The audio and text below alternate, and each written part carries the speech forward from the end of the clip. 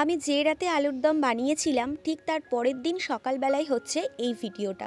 আজকের হচ্ছে fried rice বানাবো। তো ফ্রাইড রাইস বানানোর জন্য আমার যা যা প্রয়োজন এখানে সেই সমস্ত কিছু সবজি আমি কেটে একেবারে রেডি করে নিয়েছি। সকালবেলায় ঘুম থেকে উঠে 2 কাপ চা বানিয়েছিলাম। তো সেই চাটা খাবার পর এই যে কাপগুলো এখন ধুয়ে যেখানকার জিনিস সেখানে রেখেও দিলাম। তারপর সবজিগুলো একে একে ধুয়ে নিলাম, তারপর কড়াইয়ে পরিমাণ মতো তেল আর ঘি দিয়ে দিয়েছি।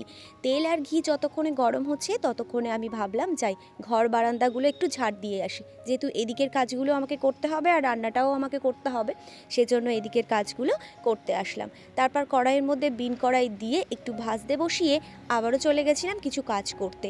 এদিকে দেখো বিন কড়াইটা আমার ভাজা হয়ে গেছে, তো তারপর বিন কড়াইটা লাবিয়ে নিয়েছি, নিয়ে ক্যাপসিকামটা বসিয়ে দিয়েছি। আর এদিকে চালটা কিন্তু আমি যখন চা বানাই তখনই কিন্তু ভিজিয়ে দিয়েছিলাম জানো। এদিকে দেখো আমার জলটাও গরম হয়ে গেছে, তারপর চালটা জল গরমের মধ্যে দিয়ে দিলাম। তো চাল যতক্ষণে ওদিকে ফুটছে আর আবার ক্যাপসিকামটা যতক্ষণে ভাজা হচ্ছে ততক্ষণে আমি ভাবলাম ঘরটাও মুছে আসি। এই যে দেখো ঘরটাও এখন মুছে নিলাম। কালকের কয়েকটা জামা কাপড় মেলেছিলাম একটু বেলা করে, তো সেই জামা কাপড়গুলো একটু ভেজা ভেজা রয়েছে, সকালবেলার রোদ্দুরে এই যে মেলেও দিলাম। তো তারপর এই যে আবার রান্নাঘরে চলে এসেছি, ভাতটা লাবিয়ে নিয়েছি। ভাতটা লাবিয়ে নেওয়ার পর ঘি একটু দিয়েছিলাম আবার, তো ঘি আর তেলের উপর ভাতটা দিয়ে দিয়েছি, একটু ভাজা ভাজা করে নিয়েছি।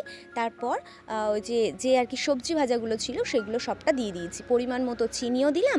আর এদিকে ভাতটা প্রায় আমার হয়ে এসেছে, আর এদিকে তরকারিটা তো কালকে করেই রেখেছি, একটু ফুটিয়ে গরম করে নিলাম, তারপর খাবার রেডি করে দিয়েছি।